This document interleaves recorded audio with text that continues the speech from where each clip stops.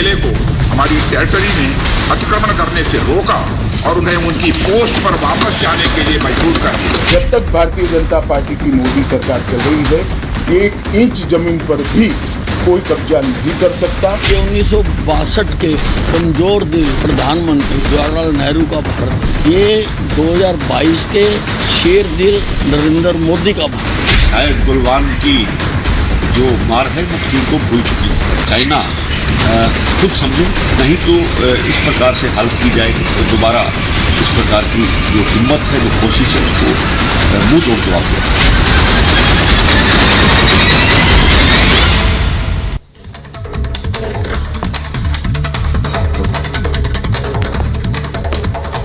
नमस्कार, मैं हूं आपके साथ हिमानी नैथानी। शाम के 5 बजने को हैं और हम लेकर हाजिर हैं अपनी खास पेशकश 5 का प्रहार, जिसमें आज हम बात करने वाले हैं चालबाज चीन की। वो चीन जो कि अपनी नापाक हरकतों से बाज नहीं आ रहा।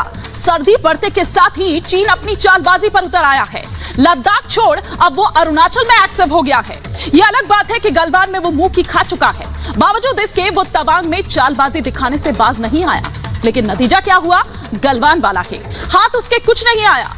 भारतीय सैनिकों की बहादुरी के आगे चीनी सैनिक पस्त नजर आए। इसी पर आज हम करेंगे विस्तार से चर्चा। तमाम खास मेहमान, हमारे पास एक बड़ा लंबा पैनल जो एक्सपर्ट्स होंगे वो हमारे साथ जुड़े होंगे। साथ ही साथ मेरी सहयोगी भी मेरे साथ जुड़ेंगी और साथ ही साथ हमारे कंसल्टिंग एडिटर मेजर गौरव आर्य भी हमारे साथ होंगे। लेकिन कुछ जानकारियां उससे पहले हम आपको दे देते हैं कि तवांग की जब हम बात कर रहे हैं तो ये तवांग दरअसल खास क्यों है? क्योंकि 17,000 फीट की ऊंचाई पर यह मौजूद है। ये जगह दरअसल अगर रणनीतिक लिहाज से अगर देखें तो उस तौर पर यह बेहद मायने रखती है। तवांग से पूरे अरुणाचल प्रदेश पर निगाह रखी जा सकती है और यही चीन की मंशा है। एलएसी की निगरानी करने में दरअसल इससे आसानी होती है।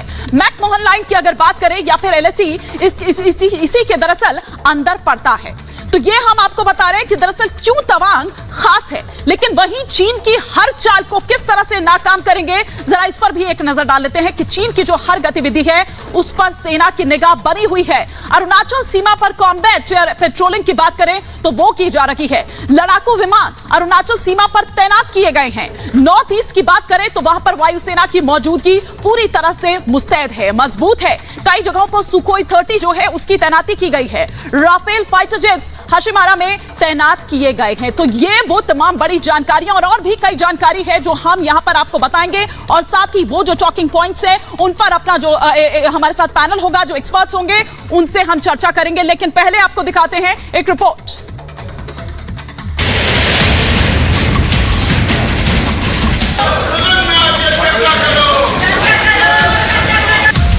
एलएसी पर भारत के जवानों ने ऐसा साहस, शौर्य और पराक्रम दिखाया कि चीनी सैनिक दुम दबाकर भाग गए। चीन के मुंह पर भारत ने करारा तमाचा जड़ा है। लेकिन तवांग में जो हुआ उस पर देश का सियासी गलियारा तपने लगा। कांग्रेस समेत सभी विपक्षी दल सरकार से तवांग झड़प पर सवाल पूछने लगे। चर्चा की मांग कर संसद में हंगामा शुरू कर दिया। तो रक्षा मंत्री राजनाथ सिंह ने संसद से पूरे देश को भारत के शूरवीरों के शौर्य की कहानी सुनाई और बताया है कि कैसे गलवान के बाद तवांग में भी भारत के जाबाजों ने चीन को मुंहतोड़ जवाब दिया। तवांग सेक्टर के यांगसे एरिया में लाइन ऑफ एक्चुअल कंट्रोल पर अतिक्रमण कर स्टेटस को एक तरफा बदलने का प्रयास किया। चाइना के इस प्रयास का हमारी सेना ने दृढ़ता के साथ सामना किया। और सदन को यह भी बताना चाहूंगा, इस फेस ऑफ में हाथापाई भी हुई और भारतीय सेना ने बहादुरी से पीएलए को हमारी टेरिटरी में अतिक्रमण करने से रोका और उन्हें उनकी पोस्ट पर वापस जाने के लिए मजबूर कर दिया। रक्षा मंत्री राजनाथ सिंह के साथ ही गृह मंत्री अमित शाह ने भी भारतीय सेना के शौर्य की सराहना की है और देश को आश्वस्त किया है कि भारत की 1 इंच जमीन पर भी कोई कब्जा नहीं कर सकता। जब तक भारतीय जनता पार्टी की मोदी सरकार चल रही है, 1 इंच जमीन पर भी कोई कब्जा नहीं कर सकता। कल अपने सेना के जवानों ने जो 8 की देर रात को और 9 की सुबह को जो वीरता दिखाई है, मैं इसकी भूरी भूरी प्रशंसा करता हूं। इन्होंने घुसे हुए सभी लोगों को कुछ ही घंटों में वापस खदेड़ दिया और हमारी भूमि का रक्षण किया है। तवांग झड़प पर सरकार के जवाब के बाद भी घमासान नहीं थम रहा। विपक्ष लगातार चर्चा की मांग कर रहा है। कांग्रेस ने पूछा है कि सरकार चर्चा क्यों नहीं कर रही, तो जवाब भी फौरन मिला। अरे अपना स्टेटमेंट पढ़ा चले गए, क्लैरिफिकेशन तो हम पूछ रहे थे, क्लैरिफिकेशन के लिए वो तैयार नहीं थे। पहले तो हम चर्चा पूछे, चर्चा को भी तैयार नहीं। इसका मतलब डेमोक्रेसी में जो कुछ भी चीजें होती हैं वो चर्चा से ही सॉल्व होती है, और हम वो जो चर्चा करके बताना चाहते हैं या कुछ स्टेटमेंट देके हम उसमें क्या कमियां हैं और हमारे पास जो इन्फॉर्मेशन है वो शेयर करना चाहते थे। सारी स्थिति दोनों सदनों में, माननीय लोकसभा में, माननीय राज्यसभा में, माननीय रक्षा मंत्री जी ने साफ कर दिया है। इसके बाद बोलने का कोई औचित्य नहीं है, और विपक्ष से हम अपनी तरफ से यही प्रार्थना कर सकते हैं, कुछ देश हित के मुद्दे होते हैं उस पर हमको एक दिखाई देना चाहिए, इसमें मेन मीट निकालने की कोई आवश्यकता ही नहीं है। भारत के वीर जवानों ने चीन के गुमान को खंड खंड कर दिया, लेकिन तवांग के पास हुई झड़प पर राजनीतिक लड़ाई शुरू हो गई है। हालांकि अब सवाल है कि रक्षा मंत्री के बयान के बाद भी संसद में हंगामा क्यों? देश की सुरक्षा के मुद्दे पर सियासत क्यों? Bureau report, Republic Bharat. तो सैनिक उधर मुस्तैद हैं, लेकिन जहां तक बात सियासत की करें तो वो सियासतदान अपनी सियासत से बाज नहीं आ रहे हैं। लेकिन लगातार वो तमाम जानकारियां, वो तमाम तस्वीरें और हम आपको बता रहे हैं कि किस तरह से लगातार जो चीन है वो अपनी नापाक हरकतों को अंजाम देने की कोशिश में लगा रहता है। उसकी विस्तारवादी नीति की अगर बात करें या वो इंच इंच जमीन पर कब्जाने की अगर बात करें तो उससे दुनिया अच्छी तरह से वाकिफ है। लेकिन आप ये देखिए कि सर्दियां बढ़ते के साथ ही किस तरह से उसका फायदा उठाने की कोशिश जो है वो दरअसल यहां पर की जाती है, और किस तरह से वो जो पेट्रोलिंग होती है वो पेट्रोलिंग दिन में ना होकर बल्कि रात का समय जो है वो चुना जाता है, वो चूज किया जाता है। लेकिन भारतीय जवानों ने भी ये बता दिया है, भारतीय जवानों ने ये बता दिया है कि ये 2022 वाला दरअसल भारत है। तमाम जो जानकारियां हैं वो लगातार हम आपको दे रहे हैं, लेकिन इस वक्त हम तवांग डेस्क पर रुक करेंगे। ब्रेकिंग डेस्क हमारा है, वहां से इस वक्त एक बड़ी खबर आ रही है। अनामिका पांडे हमारे साथ वहां से जुड़ी हुई हैं, और साथ ही साथ हमारे consulting editor major Gaurav Arya. Anamika, over to you. तो बड़ी खबर इस वक्त की आपको बता दें कि किस तरीके से तवांग पर भारतीय सेना ने चीन को जवाब दिया है, और लगातार ये बात कही जा रही है। मेजर गौरव भैया मेरे साथ लगातार जुड़े हुए हैं, वो भी बता रहे हैं सुबह से कि किस तरह से भारतीय सेना मुस्तैद है, क्या तैयारियां हैं, क्या करना चाहिए आने वाले समय में। लेकिन बड़ी खबर इस वक्त की क्या है ये आपको बता देते हैं कि लगातार भारतीय सेना उन सभी जगहों पर, उन सभी सीमाओं पर मुस्तैद है, और वहां पर गश्ती और ज्यादा बढ़ा दी गई है। और तवांग के बाद वायुसेना अलर्ट पर आ गई है। बड़ी खबर इस वक्त की आपको बता रहे हैं, वायुसेना अलर्ट पर है। वायुसेना असम, इसके अलावा चीन से जुड़ी हुई भारत की हर सीमा, फिर चाहे वो अरुणाचल प्रदेश हो, असम हो या फिर उत्तराखंड का इलाका हो, उन सभी जगहों पर भारतीय सेना और ज्यादा मुस्तैद हो गई है। खासतौर पर अरुणाचल में LAC पर और ज्यादा निगरानी बढ़ाई गई है। वायुसेना अलर्ट हो गई है। तवांग पर झड़प के बाद वायुसेना अलर्ट है। अरुणाचल में LAC पर कड़ी निगरानी की जा रही है, यानी कि आसमान से भी नजर रखी जा रही है चीन पर कि कहीं चीन की ओर से कोई और ऐसी हिमाकत न की जाए। हालांकि लगातार आपको बता रहे हैं कि भारतीय सेना पूरी तरह से तैयार है। मेजर गौरव आर्या हमारे साथ लगातार जुड़े हैं, मैं उनसे समझूंगी कि सर वायुसेना जो तैयार है, वायुसेना की तस्वीर जो सामने आ रही है, बिल्कुल बिल्कुल, मैं अनामिका लौटूंगी आपके पास। मेजर गौरव से भी हम समझने की कोशिश करेंगे उन तमाम टेक्निकल चीजों को भी, और साथ ही साथ मैं आपको बता दूं कि ग्राउंड से मेरे साथ मेरे सहयोगी मृदुल भी जुड़ेंगे, लेकिन तमाम खास मेहमान मेरे साथ जुड़े हुए हैं। तमाम खास मेहमान मेरे साथ जुड़े हुए हैं। लेफ्टिनेंट जनरल राजेंद्र सिंह इस वक्त हमारे साथ जुड़े हुए हैं। मेजर जनरल SP सिन्हा हमारे साथ जुड़े हुए हैं, defence expert. Major general VK Datta इस वक्त हमारे साथ नोएडा स्टूडियो में है। कर्नल शैलेंद्र हमारे साथ इस वक्त हैं। कर्नल इंद्रजीत सिंह हमारे साथ हैं, और साथ ही साथ कैप्टन श्याम कुमार इस वक्त हमारे साथ हैं। आप सभी का बहुत स्वागत है। लेकिन एक बार पहले मैं मृदुल का रुख करती हूं, क्योंकि वो इस वक्त ग्राउंड जीरो पर मौजूद है, और रिपब्लिक भारत की सबसे बड़ी टीम इस वक्त ग्राउंड पर भी आपको दिखाई दे रही है। सीधे रुख करूंगी मृदुल का।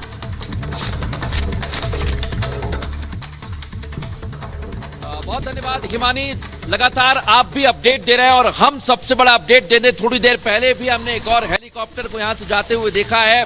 जो तमाम रक्षा विशेषज्ञ बैठे हुए हैं, मेजर गौरव आर्या बैठे हुए हैं, वो इस चीज को बेहतर जानते हैं कि भारतीय सेना ग्राउंड से लेकर आसमान तक चीन की चालबाजियों का जवाब देने के लिए तैयार है। और एक बात और कहना चाहूंगा मैं, अभी जैसे जैसे शाम हुई है, सूरज गया है, यहां पर टेम्परेचर बहुत कम हो गया है। मुझे लगता है कि आज सभी को, हमारे जवानों को यहां से सलाम करना चाहिए, क्योंकि रक्षा मंत्री ने कहा कि 1 इंच जमीन नहीं दी है और चीन को जवाब दिया है। ऐसे ही जवाब देते रहेंगे, क्योंकि यहां पर परिस्थितियां ठीक नहीं है, लेकिन फिर भी जवान यहां पर दृढ़ता के साथ डटे हुए हैं। हिमानी। बिल्कुल, तो मृदुल और आप भी अपना बेहद ख्याल रखिए। हम देख पा रहे हैं यहां से तस्वीरें भी आप हम तक दिखा रहे हैं, वो तमाम अपडेट्स भी आप हम तक दे रहे हैं। लेकिन एक बार मेजर गौरव का हम रुख करते हैं। अगर मेजर गौरव का ऑडियो प्रॉब्लम जो आ रही थी, अगर वो ठीक हो गया हो तो मेजर गौरव थोड़ा सा समझने की कोशिश करेंगे, क्योंकि देखिए सर्दी जैसे ही बढ़ती है वैसे ही उसकी नापाक हरकत शुरू हो जाती है। 3 महीने पहले हम देखते हैं कि किस तरह से वो तमाम बैठकें होती है, मीटिंग्स होती है, लेकिन 3 महीने बाद ही वो ये कर देता है। नहीं, आपने बिल्कुल ठीक कहा हिमानी। देखिए, इसमें 2-3 बातें हैं।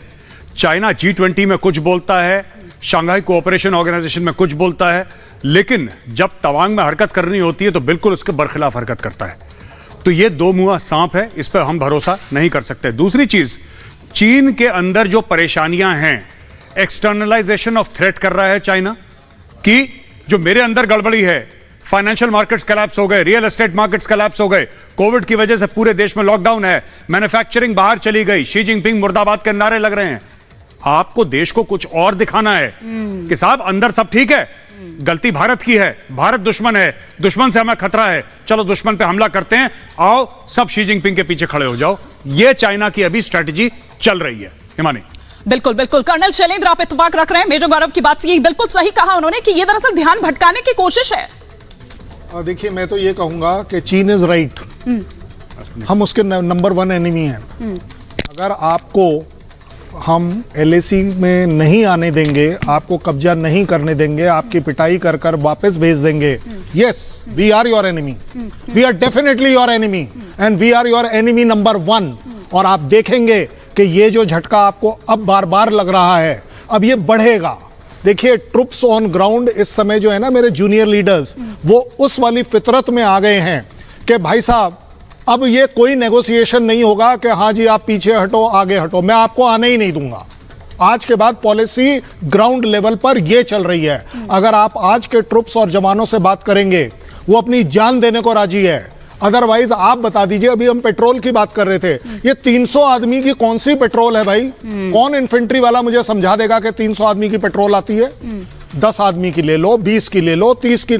और ये जो स्ट्रैटेजी है ना, yes I will agree as a tactics, I will agree with China कि भाई साहब अभी बर्फ तगड़ी पड़ने वाली है, ठंड हो गई है, अगर हमने कुछ कब्जा कर लिया तो India will find it very difficult कि उसको छुड़वाना। क्यों? क्योंकि आपकी मूवमेंट रुक जाती है।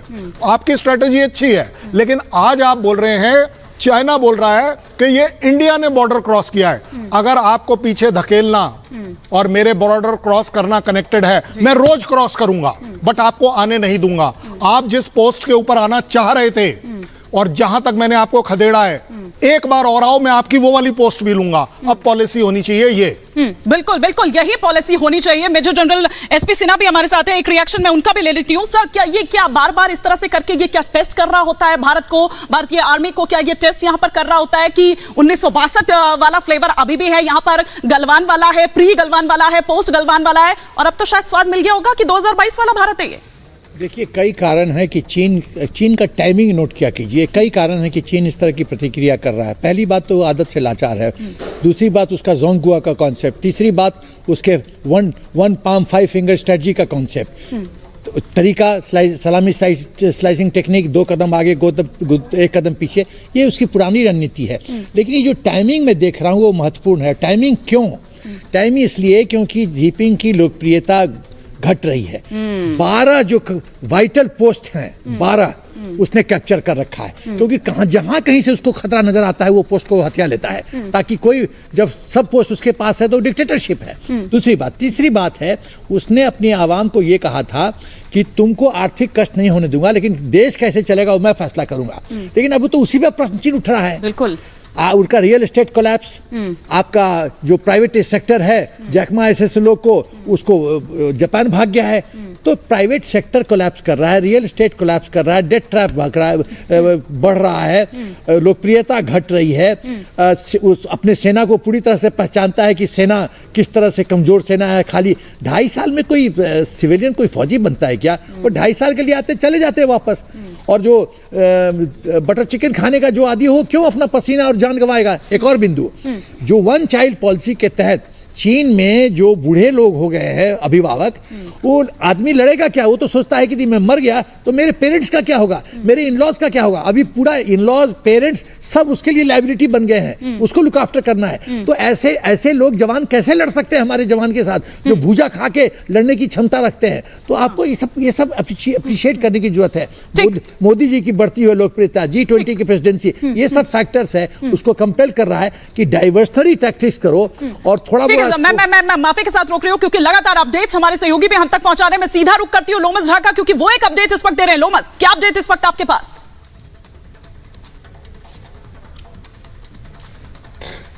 चलिए, लगता है कि लोमस तक आवाज नहीं पहुंच पा रही है, लेकिन हमारे तमाम सहयोगी इस वक्त जुड़े हुए हैं, उन तक हम जाएंगे क्योंकि ग्राउंड पर सबसे बड़ी टीम रिपब्लिक की इस वक्त मौजूद है जो हम तक जानकारियां यहां पर पहुंचा रहे हैं। लेकिन कर्नल इंद्रजीत सिंह, मैं आपसे समझना चाहती हूं क्योंकि देखिए अभी हाल ही में वो जो राष्ट्रीय कांग्रेस हुई थी उसमें किस तरह से यह कहा गया था जिनपिंग द्वारा कि युद्ध के लिए तैयार रहें, युद्ध के लिए तैयार रहें। मैं आऊंगी कर्नल इंद्रजीत सिंह, लेकिन इस वक्त लोमस का एक बार फिर से वापस हम रुक करते हैं। लोमस।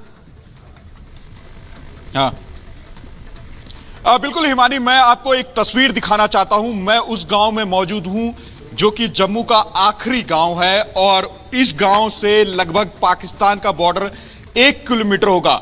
हालांकि यह गांव पहले कुछ सालों में काफी प्रभावित रहता था हैवी सेलिंग से, लेकिन जैसे ही गांव वाले जैसे कि बता रहे थे कि जैसे ही यहां पर पीएम मोदी की सरकार, यानी कि भारत में पीएम मोदी की सरकार जैसे ही बनी, उसके बाद पाकिस्तान के तरफ से जिस तरीके से हैवी सेलिंग की जाती थी वो सेलिंग बंद हो चुकी है। हमारे साथ कुछ गांव वाले हैं बात करने के लिए, हम उनसे ही जानने की कोशिश करते हैं। आप कुछ बता रहे थे कि जब से पीएम मोदी की गवर्नमेंट आई है भारत में, उसके बाद से हैवी सेलिंग पूरी तरीके से बंद हो चुकी है और उसी तरीके से चाइना को भी जवाब देना चाहिए। हाँ जी, हमारे जब मोदी जी आए हैं ना तब के ये हमारा ये फायरिंग बंद हुई है, तो ऐसे चीन को सबको देना चाहिए। तो जब ये यहाँ से हमारा बॉर्डर 1 किलोमीटर है। बिल्कुल, यहाँ पे दूसरे लोग भी हैं, उनसे भी हम जानने की कोशिश करेंगे, क्योंकि जिस तरीके से चाइना ने हरकत की है कहीं ना कहीं उसको करारा जवाब मिलना चाहिए। और जिस तरीके से पीएम मोदी जैसे ही भारत में वहां पीएम बने उसके बाद से ही यहाँ के लोग काफी खुश हैं और साफ तौर पे यहाँ पे जो पहले हैवी सेलिंग होती थी वो पूरी तरीके से बंद हो चुकी है। इनका साफ तौर पे कहना है चाइना ने जिस तरीके से दुस्साहस किया है उसी तरीके से करारा जवाब चाइना को मिलना चाहिए। क्या कहना चाहते हैं आप? चाहिए, फायर चाहिए नहीं, बंद होना चाहिए। हाँ बिल्कुल, यहाँ पे देखिए कई लोग हैं और पूरा गांव मैं एक बार दिखाऊंगा। यहाँ पे लोग खासा परेशान रहते थे और काफी परेशान रहते थे जब हैवी सेलिंग इस गांव में हुआ करती थी। तो यहाँ पे गांव के लोगों को ये अपने अपने घर छोड़ करके भागना पड़ता था, अपने अपने घर छोड़ कर शहर की तरफ जाना पड़ता था। और ये ठीक है, हर दिन, यानी कि हर दिन की वो तस्वीर होती थी। लेकिन जैसे पीएम मोदी की सरकार आई तो कहीं ना कहीं इनको राहत की सांस मिली और राहत की सांस अब वो ले रहे हैं, क्योंकि जाहिर तौर पर जो बॉर्डर एरियाज की अगर बात करें, उनके किनारे जो ये लोग बसे हुए हैं उनकी बात करें तो वो खौफ जो है वो भाई जो है वो समझा यहां पर जा सकता है। मैं लोमस आपके पास यहां पर लौटूंगी, लेकिन चीन की वो जो ड्रोन वाली साजिश है, ये जो ड्रोनी साजिश है, ये हम आपको बता रहे हैं कि पिछले हफ्ते ही किस तरह से एक हफ्ते में 2 से 3 बार ये जो ड्रोन्स हैं वो दरअसल उड़ाए गए थे। ड्रोन ने भारतीय सीमा के पास दरअसल ये उड़ान जो है वो भरी थी और इसके बाद जो लड़ाकू विमान है वो वहां पर तैनात किए थे। सुखोई 30 विमान जो है वो अब यहां तैनात किए गए हैं। तो आप ये देखिए कि भारतीय सेना की ओर से दरअसल अगर हम देखें तो वो तैयारी आपको बता रहे हैं कि किस तरह की तैयारी अब यहां भारत की ओर से भी दरअसल की जा रही है। और क्यों तवांग खास है ये भी लगातार हम यहां पर बता रहे हैं। लेकिन कर्नल इंद्रजीत सिंह, आपसे मैं यहां पर समझना चाहती हूं कि अभी हाल ही में देखिए राष्ट्रीय कांग्रेस हुई थी, उसमें भी जिनपिंग की ओर से यह कहा गया था कि युद्ध के लिए तैयार रहें। मंशा साफ है उसकी, इसीलिए बार बार वो इस तरह की हिमाकत करता है, लेकिन कहीं तो स्टॉप लगाना पड़ेगा। बिल्कुल सही कहा आपने। और सबसे पहली बात, 2 पॉइंट्स मैं यहाँ पे हाईलाइट करना चाहता हूँ। एक, जो इंडिया ग्लोबल पावर के रूप में उमड़ रहा है, एक ये मेजर उसको चैलेंज लग रहा है। और उसके जो डेवलपमेंट में रुकावट आ रही है, जो ग्लोबल कंपनियां इंडिया में आके एस्टैब्लिश कर रही हैं अपने आप को, तो उसका बिजनेस निकलते हुए लग रहा है और उसका जो ग्लोबल पावर में उसका जो रूप है वो कम होता नजर आ रहा है। सबसे बड़ी बात यह है। दूसरा पॉइंट यहाँ पे यह है कि जो इंडिया की डेवलपमेंट है, जो फोर्सेस की डेवलपमेंट है अरुणाचल प्रदेश की तरफ, हम जहाँ पे अपनी एक बॉर्डर रोड्स बना रहे हैं, जहाँ पे पूरी जो ट्रुप मूवमेंट है, एक हमारे को पूरी सप्लाई चेन के लिए, हमारी ट्रुप मूवमेंट के लिए बहुत ही काम आएगी। वहाँ पे जो भी हमारे ट्रुप्स हैं वो टाइमली वहाँ पे मूव आउट कर सकते हैं, तेजपुर से जा सकते हैं, गुवाहाटी से आगे जा सकते हैं, जो आज की डेट में बहुत प्रॉब्लमेटिक है। ये जो चीज़ें हैं ये उसको बहुत तंग कर रही हैं, इसीलिए जो चाइना है वो बुकलाया हुआ है इंडिया से। और टाइम टू टाइम, आज से 2.5 साल पहले भी जब उसने गलवान ने ये ऐसी एक्टिविटी की थी, ये एक प्रॉब्लमेटिक थी। यहाँ पे इंडिया को चाहिए जो नो गन हम मॉडल एक कर रहे हैं चाइना के साथ, उसको चेंज करें, चाइना के ऊपर हम वापस उसी इंटेंसिटी से वार करें। अभी भी हम कर रहे हैं पर विद वेपन, और उसको हम खदेड़े। ठीक है। मेजर जनरल वीके दत्ता का मैं रुख करती हूं। मेजर जनरल वीके दत्ता, आप क्या देख रहे हैं और मौजूदा समय में जो इधर भारत की ओर से जो तैयारी हो रही है उसमें कितनी एक्यूरेसी या क्या आप यहां पर देख पा रहे हैं? क्योंकि अगर मैं बात करूं यहां पर पूर्वी कमांड की, तो सभी जो बेस है वो अलर्ट मोड पर है। जाहिर सी बात है कि आशंका है कि अभी भी कुछ उसकी ओर से इस तरह की हिमाकत हो सकती है। देखिए, ऐसा है कि 2020 का जो गलवान का इंसिडेंट हुआ, उसके तुरंत बाद जिस प्रकार से इंडियन आर्मी ने मोबिलाइज किया और चाइना को जाके काउंटर किया उस इलाके में जहां पर कि रसद पहुंचाना ही मुश्किल हो जाता है जो हमारे एग्जिस्टिंग ट्रुप्स थे उनके लिए, और उसके बाद हमने जितना उनको एस्केलेट करके वहां पहुंचाने के बाद डिप्लॉय किया, डिप्लॉय करने के बाद उनको मेंटेन किया और इंफ्रास्ट्रक्चर को डेवलप किया। उसी के साथ साथ पूरे जो हमारा चाइना के साथ में लाइन ऑफ एक्चुअल कंट्रोल है, ईस्ट लद्दाख हो गया, आपका उत्तराखंड का इलाका, हिमाचल का इलाका, और पूरी जो मैकमोहन लाइन हम जिसको बोलते हैं ईस्टर्न सेक्टर, पूरी जगह पर जहां पर भी हम चाइना के सामने थे, हमने अपनी फोर्सेस को अपग्रेड किया, इंफ्रास्ट्रक्चर को अपग्रेड किया, और ये 2020 के बाद से चल रहा है। तो आज जो अगर चीन ने कुछ हिमाकत करने की कोशिश करी, उसको याद होना चाहिए कि हम तो 2020 में तैयार हो गए थे, आप तो 2 साल के बाद आ रहे हो। आज के दिन में हमारा सर्विलेंस, हमारा रिएक्शन कैपेबिलिटी, हमारे रिजर्व्स, हमारा इंफ्रास्ट्रक्चर, हमारा जो रोड कम्युनिकेशन अरुणाचल के अंदर, अगर आप ब्रह्मपुत्र रिवर की बात करें तो नॉर्थ साउथ, अगर आपको ब्रह्मपुत्र रिवर को क्रॉस करना 15 से 16 किलोमीटर चौड़ाई है उस रिवर की।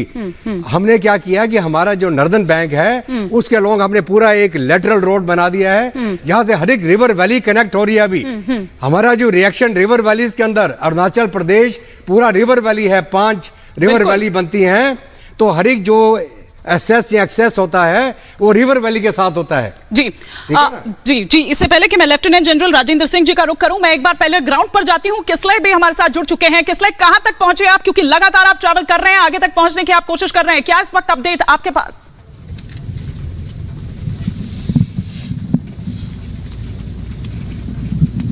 लगता है किसलय तक आवाज नहीं पहुंच पा रही है। किसलय, क्या आप मुझे सुन पा रहे हैं?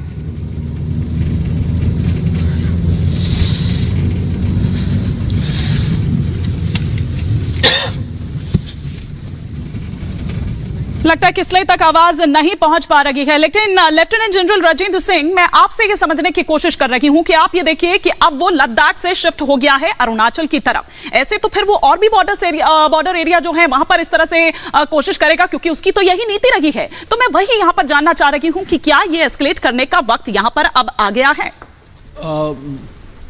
आपने बिल्कुल ठीक कहा कि चाइना ने अभी अपना फोकस जो है लद्दाख से हटाकर अरुणाचल की तरफ कर दिया है, पर इसके कुछ रीजंस हैं। रीजंस ये हैं कि चाइना ने deliberately over a period of time इस पूरे मुद्दे को एम्बिग्विटी में रखा है। हालांकि हमारी बातचीत हुई चाइना के साथ बहुत बार, पीस एंड ट्रैंक्विलिटी एग्रीमेंट हुआ, उसके बाद हम लोग इंडिया और चाइना के नेगोशिएशंस हुए।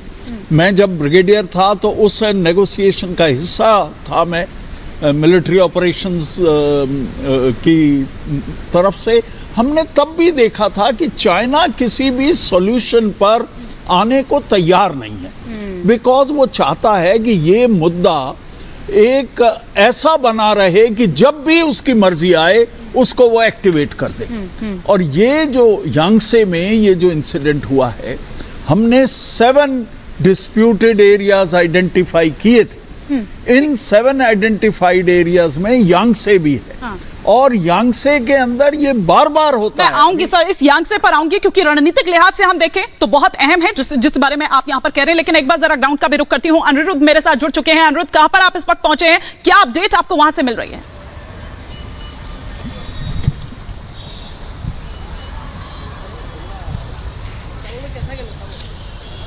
जी अभी हम लोग तेजपुर में है। तेजपुर जो कि फोको का हेडक्वार्टर है और ये पूरा इलाका जहाँ पे ये हंगामा हुआ है, जहाँ पे हाथापाई की खबर जहाँ से आई है, यांगसे या फिर तुलुंगला सेक्टर, एग्जैक्टली जो तुलुंगला पास है वहाँ पर से हाथापाई की जो खबर आई थी, वो फोरकोर एरिया के अंदर आता है। और यहाँ पर आज सुबह से हमने कई सारे आर्मी और लोकल जो कि तवांग साइड से यहाँ पर काफ़ी सारे लोग आते रहते हैं, उनसे भी बात करने की कोशिश की। आर्मी के तरफ से कोई भी सीधा बात नहीं कर रहा है, लेकिन हाँ एक बार कहना पड़ेगा कि हमको एक शख्स मिले थे जो सुमी ग्यासे से है, जो कि इस इलाके तुलुंगला के एकदम बिल्कुल ही नज़दीक है।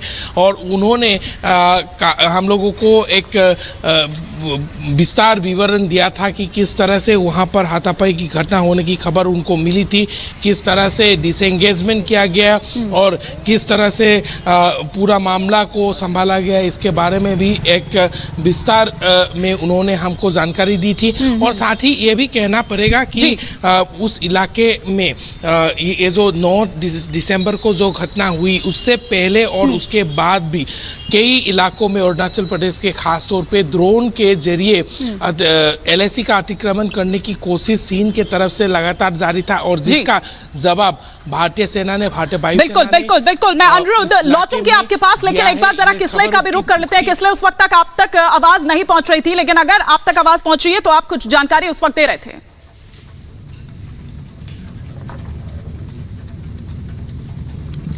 हम लोग अभी जा रहे हैं वही लोकेशन पे जहां पे ग्राउंड जीरो पर ये PLA ने अटैक करने की कोशिश किया था। हम लोग एकदम उसी रास्ते पे है और इस रास्ते पे काफ़ी इंडियन आर्मी का मूवमेंट नज़र में आ रही है।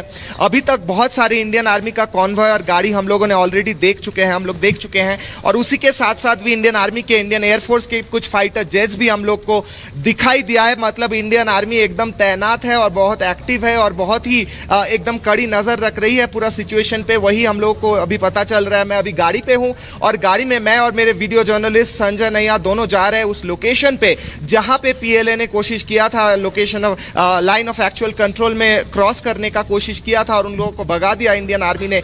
उस लोकेशन में ग्राउंड जीरो में हम लोग मूव कर रहे हैं और रास्ते में काफी ठंडा है, लेकिन इंडियन आर्मी एकदम मौजूद है और एकदम तैनात है पूरा एरिया में। वही हम लोगों को नजर में आ रही है। ठीक है किसले, मैं लौटूंगी आपके पास, लेकिन एक बार तवांग डेस्क का हम रुख करते हैं, ब्रेकिंग डेस्क का रुख करते हैं। अनामिका पांडे और श्वेता त्रिपाठी दोनों सहयोगी मेरी इस वक्त जुड़ी हुई है। श्वेता और अनामिका, क्या खबर इस वक्त आपके पास?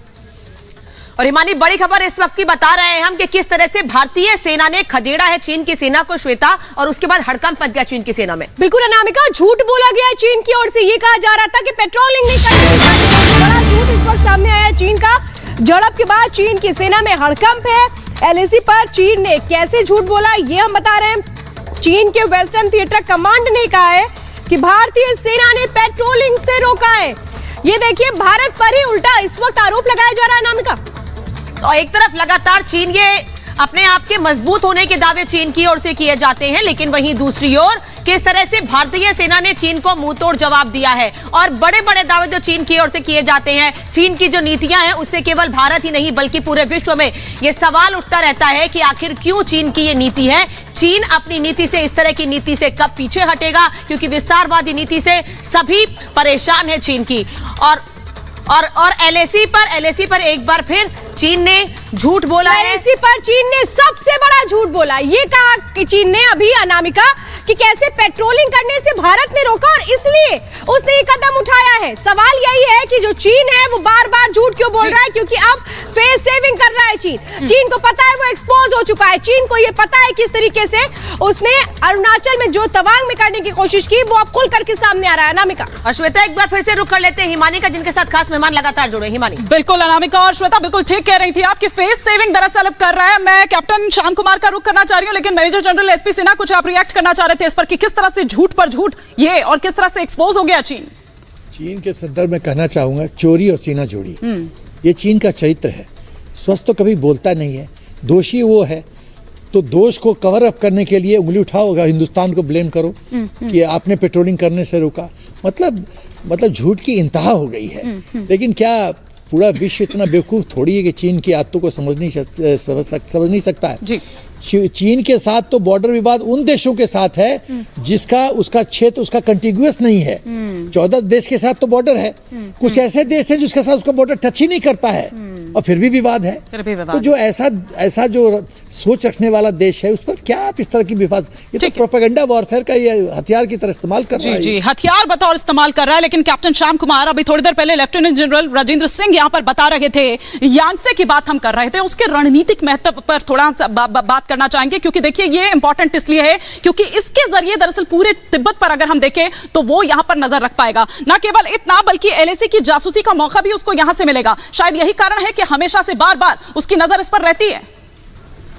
देखिए चाहे डोकलाम हो वो भूटान के एरिया में हो या ये जो गलवान में हुआ या ये अभी जो हो रहा है तवांग में, ये एक्सकर्शंस जो है उनकी लगातार ये एक विस्तारवादी नीति के हिसाब से एक प्रोवोक करते रहते हैं। मैं तो सीधी शुरुआत में कहूं तो उनका जो सीधा मतलब होता है आग हो न हो चिंगारी जलते रहनी चाहिए, विश्व का ध्यान इस तरफ आकर्षित रहना चाहिए और ये ऐसा लगता रहना चाहिए कि कुछ न कुछ डिस्प्यूट है। पर वहां पर जब यांगसे की बात हो रही है, हम हाइट्स पे बैठे हैं, टैक्टिकली हम बहुत अच्छे जगह पर हैं और हमारी नजर उन पर है, लेकिन जो हम कर रहे हैं ये जो 5 सालों में हमारा जो विल पावर, पॉलिटिकल विल के साथ साथ ये जो 0.5 किलोमीटर पर डे से अभी 1.12 किलोमीटर जो हमारे हाईवेज बनाए जा रहे हैं, एडवांस लैंडिंग ग्राउंड्स हम जो बनाए जा रहे हैं, हम लगातार उनको खदेड़ रहे हैं। जहां भी वो आते हैं उनको हम धकेल देते हैं। तो एक नई नीति और एक नया फोकस गया है। इसके साथ ही मैं बात करना चाहूंगा, चाइना को सिर्फ यहां नहीं रोकना है।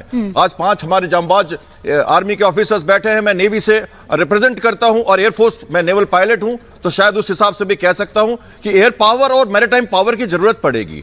हमें अपने को क्वाड के रूप में जो हमने देखा, ये कोको आइलैंड्स की इश्यूज है, आप देख ही सकते हैं। 20 तारीख से हमारी एक्सरसाइज होने वाली है जिसमें हम मैरीटाइम एलिमेंट्स में भी हम अपनी ऑर्बिट में बे ऑफ बंगाल को भी रखेंगे, ताकि हमें पूरी तरह से चाइना को बताना पड़ेगा कि आप जिबूती में आ रहे हो, अफ्रीका में आ रहे हो, इंडियन ओशन में आ रहे हो, आपके सबमरीन्स घूम रही है, हम उन्हें दबाएंगे। वहां हम पैसिफिक तक जाके उनको ताइवान की तरफ से दबा रहे हैं, हम वियतनाम में अपनी दखल दे रहे हैं। आज भी हमारे 2 शिप्स पैसिफिक में घूम रहे हैं इंडियन नेवी के, तो हम वहां से भी उनको दबाएंगे, तभी चाइना के ऊपर हमारी स्ट्रैटेजी बनेगी। ये सिर्फ यांगसे का लोकेशन नहीं है, ये छिटपुट घटनाओं को हमें एक व्यापक संदर्भ में देखना पड़ेगा। बिल्कुल कर्नल शैलेंद्र, आप बिल्कुल इत्तेफाक रखते हैं। और आप इतना ही नहीं, आप ये देखिए ना, हम लगातार बार बार बात कर रहे हैं कि 1962 वाला नहीं बल्कि 2022 वाला ये भारत है। अभी सीएम पेमा खांडू क्या कहते हैं, वो ये कह रहे हैं कि ईंट का जवाब पत्थर से नहीं बल्कि ईंट का जवाब लोहे से दिया जाएगा, और दिया गया है।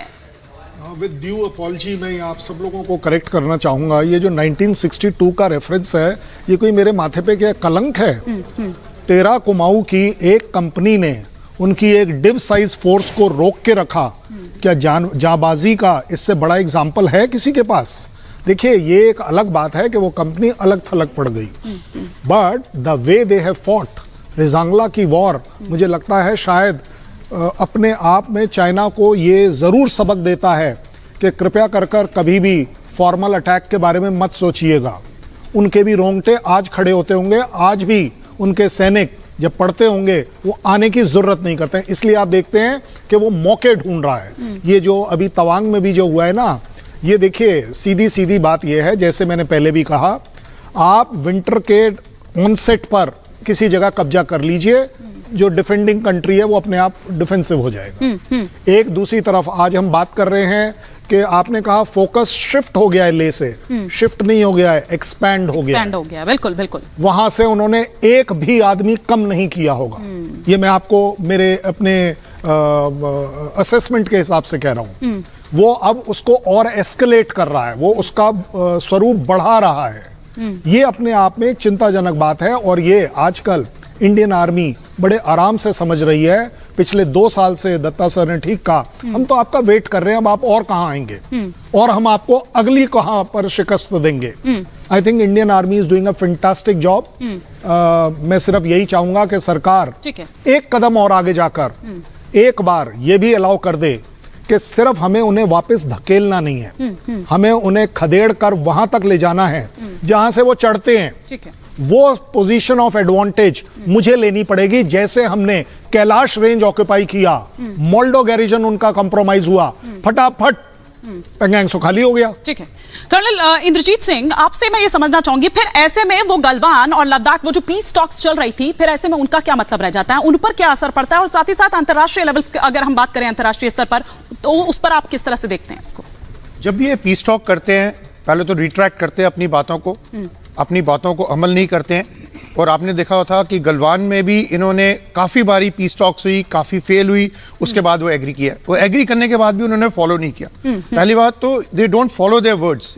और इनके साथ बात करने में ये है कि इनका जो PLA है वो अलग बात करते हैं, प्रेसिडेंट कुछ अलग बात करते हैं, फॉरेन मिनिस्ट्री कुछ अलग बात करती है। They don't come up clean on any of the statements चाहते हैं। तो इनके साथ एक मेजर प्रॉब्लम है निगोशिएशन की। और मैं माफी के साथ आपको रोक रही हूँ क्योंकि शायद कुछ इशू आ रहा है कैमरे का, तब तक हम उसको ठीक करते हैं। लेकिन पहले मैं रुक करती हूँ ब्रेकिंग डेस्क का, जहां पर श्वेता त्रिपाठी के पास इस वक्त कोई अपडेट है। श्वेता, क्या खबर है? बिल्कुल, इस वक्त की बड़ी खबर का रुख कर रहे हैं। इस वक्त की बड़ी खबर ये आ रही है, नाविका की सतर्कता देखिए। भारतीय सेना किस तरह से 30 मिनट के अंदर ही उस जगह पर पहुंच गई थी जहां पर एक कोशिश हो रही थी, अरुणाचल प्रदेश के तवांग में कोशिश हो रही थी चीन की तरफ से कि कैसे घुसपैठ कर ली जाए। लेकिन जैसे ही जानकारी मिलती है वैसे ही नाविका भारतीय सेना पहुंचती है। ये सतर्कता की बड़ी तस्वीर।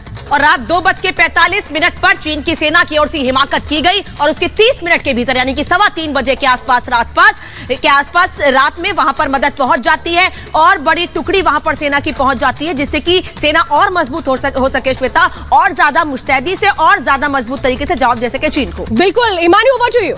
बिल्कुल बिल्कुल, और इसी पर हम थोड़ी सी चर्चा कर लेते हैं। मेजर जनरल VK दत्ता, जिस तरह से मेरी सहयोगी यहाँ पर ये जो बड़ी जानकारी दे रही हैं, इस पर आप क्या कहेंगे? देखिए, ऐसा है कि जो चाइना कह रहा कि हम तो पेट्रोलिंग करने गए थे, उससे ये पूछिए कि क्या आप 300 आदमी लेके पेट्रोलिंग करने जाते हैं? एक बड़ा किसी भी वर्ल्ड की आर्मी का एक रिकॉनेसेंस पेट्रोल होता है, एक लॉन्ग डिस्टेंस पेट्रोल होता है, या LRP बोलते हैं हम उसको, जो थोड़े ज़्यादा 25-30 आदमी हो जाते हैं। 300 आदमी लेके जब आप जाते हैं तो आपकी मंशा ठीक नहीं है। आप किसी इलाके को कब्जे में लेने की कोशिश कर रहे थे, जिसको हमारी फॉरवर्ड सर्वेलेंस यूनिट ने डिटेक्ट किया, और जो हमारे पहले जवानों का रिएक्शन था, वहाँ की जो कंपनीज हमारी जो FDLs होती हैं हम उनको बोलते हैं, वहाँ के लोग निकल के तुरंत गए और उन्होंने उनको काउंटर किया। तो तब ये कहते भाई हमारे 70 से 125 आदमियों ने उनके 300 आदमियों को खदेड़ा वहाँ, और 30 मिनट के अंदर जो हमारी रिफोर्समेंट थी, जो हर एक जगह पर, हर एक बटालियन लेवल पे हर एक जगह पर रिजर्व्स होते हैं, वो तुरंत पहुँच गए वहाँ पे। तो अभी अगर आप 62 की बात कर रहे हैं तो 62 तो एक बड़ा मिसनोमर है। आप 1967 की बात क्यों नहीं करते, जब हमने नाथुला में मारे चीनी दबा के? उसकी बात हम क्यों नहीं करते? आज के दिन इंडियन आर्मी इंतजार कर रही है, तुम आओ और हम तुमको बताएं कि 1962 क्या था और 2022 क्या है। तो ये तो मैं चैलेंज दे रहा हूं हर एक इंडियन आर्मी का जवान। बात कर रहे हैं जैसा कि कर्नल शैलेंद्र अभी यहाँ पर कह रहे थे, तो उस पर भी तो अगर उन्होंने कुछ इलाके अगर ऑक्यूपाई किए भी थे तो वो तो वापस ले लिए थे भारत ने। नहीं, अभी मैं दूसरा बताऊंगा आपको। 1962 में चीन बुमला के रास्ते तवांग आया, तवांग के बाद सेला, उसके बाद बोमडीला, और फिर वहां पे आके रुक गया। आपको याद होगा नेहरू साहब ने तो तेजपुर भी खाली करने का हुक्म दे दिया था। तो उसके बाद चाइना यूनिलेटरली वापस गया। वापस क्यों गया? एक लाइन थी अंडरस्टूड, चाहे मैक मॉडल लाइन हो कुछ हो, वो वापस गया वहां पे, और वापस जाने के बाद हमारी इंडियन आर्मी ने जाके रिऑक्युपाई किया उस जगह को। तो बुमला पास जो शुरू में आता है, जो हमारे शोल्डर्स हैं, जो ये इलाका जहाँ पे वो अभी आने की कोशिश कर रहा था, ये बड़ा टैक्टिकली स्ट्रेटेजिकली इंपॉर्टेंट इलाका है, पास है ये, पास के जरिए ही आप आएंगे आप, ठीक है। तो मेरा कहने का मतलब ये है कि 62 आप भूल जाइए, आप 67 को याद कीजिए, आप आज की बात करें और आप गलवान की बात करें। और दूसरा मैं आपको बताना चाहूंगा 1950 में सरदार पटेल ने एक पत्र लिखा था नेहरू साहब को कि साहब चीन से बच के रहें, चीन एक हमारा लॉन्ग टर्म दुश्मन है, वो कभी दोस्त नहीं बनेगा आपका, उनकी कम्युनिस्ट मेंटेलिटी है। आपने यूएनओ में सीट दिला दी उसको, आपने फॉर्मोसा के लिए अमेरिका को मनवा लिया, लेकिन वो आपको अभी भी सस्पिशन से देखता है। आपने तिब्बत को लेट डाउन कर दिया, हमारा बॉर्डर तो कभी चाइना के साथ था ही नहीं, तिब्बत के साथ था।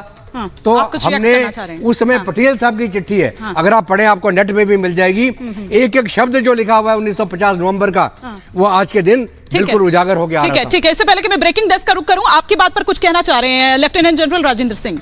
जहां तक जैसा कि जनरल दत्ता साहब बोल रहे थे कि जहां तक हमारी आर्मी की कैपेबिलिटीज की बात है, इसमें तो कोई शक ही नहीं, और ये शक कभी भी नहीं रहा है, चाहे कोई भी गवर्नमेंट रही हो, चाहे वो नेहरू की गवर्नमेंट रही हो, इंदिरा गांधी की गवर्नमेंट रही हो, या बाद में अभी मोदी साहब के साथ हो। आपकी आर्मी वर्ल्ड की बेस्ट आर्मी है और हमेशा रही है। 1971 में इन्होंने 13 दिन के अंदर बांग्लादेश जितने बड़े राष्ट्र को लिबरेट कराया था। ऐसा कोई भी कहीं और मिलिट्री हिस्ट्री में ऐसा कोई भी आपको इंसिडेंट नहीं मिलेगा। दूसरी बात, जहां तक चाइना के साथ की बात है, चाइना को पहले तो हमें अंडर एस्टिमेट नहीं करना चाहिए, पहली बात हमें बिल्कुल नहीं करना चाहिए। लेकिन ये बात बिल्कुल ठीक है कि चाइना के ट्रूप्स से हमारे ट्रूप्स कई गुना ज़्यादा अच्छे हैं। मैंने चाइना के ट्रूप्स को बहुत अच्छी तरीके से देखा है। हमने चाइना के साथ जॉइंट एक्सरसाइज शुरू की और मैं चाइना गया था बटालियन के साथ, बटालियन की इनकी लेवल की एक्सरसाइज देखने, और वहाँ पर जो हमने देखा कि चाइनीज सोल्जर्स और उनके ऑफिसर्स इतने ज़्यादा इम्प्रेस थे हमारे जवानों से कि और वहाँ पर जो स्टैंडर्ड था उनका वो कहीं भी हिंदुस्तानी ट्रूप्स के बराबर नहीं था। तो ये है दूसरी बात। तीसरी बात जो बहुत जरूरी है और जो हमको समझनी पड़ेगी कि वो ये है कि जहां तक चाइना के अभी यहाँ के इंसिडेंट की बात है, वो उसकी पार्ट ऑफ ओवरऑल स्ट्रेटजी है। ठीक है, वो चाहता है कि हिंदुस्तान को थोड़ा बहुत नीडल करता रहे। वो कोई लड़ाई नहीं चाहता, मैं नहीं समझता कि वो लड़ाई चाहता है, ना वो कर सकता है। अगर वो करेगा तो उसे जबरदस्त जवाब मिलेगा, बिकॉज हमारी एयरफोर्स जबरदस्त है। नेवी ने तो ऑलरेडी, हालांकि इनकी स्ट्रेंथ बहुत कम है, लेकिन फिर भी पूरे इंडियन ओशन के ऊपर अपना दबदबा बनाया। बिल्कुल बिल्कुल। और इस पर हम बात इसलिए मैं समझता हूं कि ये जो उनका करंट मैन्यूवर है, ये है मैन्यूवर, पहले तो ये कोई नई बात नहीं है, ठीक है, लेकिन इस बार रात को आए, 300 आदमियों के साथ आए, तो इससे लगता है क्लियर, इससे इंडिकेशन है कि इनकी मंशा ठीक नहीं, इनकी मंशा ठीक नहीं है। और राष्ट्रीय कांग्रेस का बार बार मैं जिक्र कर रही हूं कि उस पे तो साफ साफ जिनपिंग ने यहां पर कहा है कि तैयार रहिए आप युद्ध के लिए। हम आएंगे और तमाम पॉइंट्स पर बात करेंगे, लेकिन एक बार पहले हम ब्रेकिंग डेस्क का रुख करेंगे। अनामिका पांडे के पास इस वक्त एक बड़ी खबर है। Anamika, over to you. Rimani, जो ये झड़प हुई है इसके बाद भारतीय सेना और ज्यादा अलर्ट हो गई है। एलएसी पर सेना को अलर्ट कर दिया गया है। जल, थल, वायु तीनों सेना ही अलर्ट पर है। हर सीमा पर श्वेता नजर रखी जा रही है। अब बिल्कुल तैनाती बढ़ा दी गई है। S-400 की तैनाती कर दी गई है। बड़ी जानकारी इस वक्त आपको बता रहे हैं। एलएसी पर भारतीय सेना किस तरह से अलर्ट है, ये आपको जानकारी दे रहे हैं। S-400 एयर डिफेंस सिस्टम की तैनाती कर दी गई है। S-400 एयर डिफेंस सिस्टम वो सिस्टम है जिसको एक तरीके से हम कहें कि वो एडवांस टेक्नोलॉजी है जो जिसके पास, जिसका एक तरीके से कैसे काट निकाले चाइना के पास नहीं है। बड़ी जानकारी फिलहाल इस वक्त आपको बता रहे हैं। असम रीजन में तैनाती की गई है। एलएसी पर किस तरह सतर्कता बढ़ाई गई, ये हम बता रहे हैं। Over to Himani. बिल्कुल श्वेता, एलएसी पर किस तरह की सतर्कता बढ़ाई गई है। और कैप्टन कुमार, आपसे मैं समझना चाहती हूं, क्योंकि देखिए जब हम बात करते हैं एलओसी की तो एक अलग स्ट्रैटेजी है, जब बात हम करते हैं एलएसी की तो बिल्कुल अलग स्ट्रैटेजी है। किस तरह से देखें आप इस तैयारी को?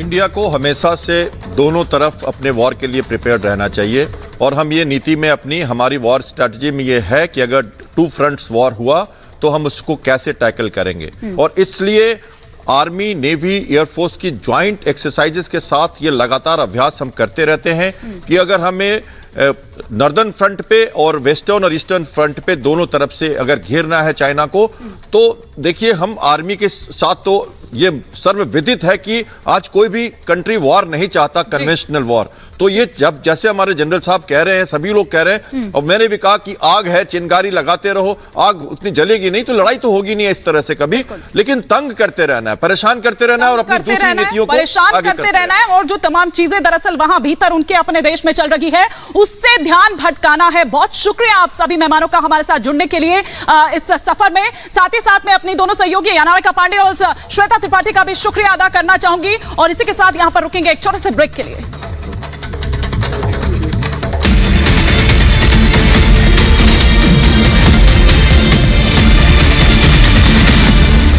जिस वक्त गलवान के अंदर हमारे सेना के वीर जवान चीनियों से भिड़ रहे थे, उस वक्त चीनी दूतावास के अधिकारियों को कौन रात्रि भोज दे रहा था, वो उनकी शोध का विषय था क्या?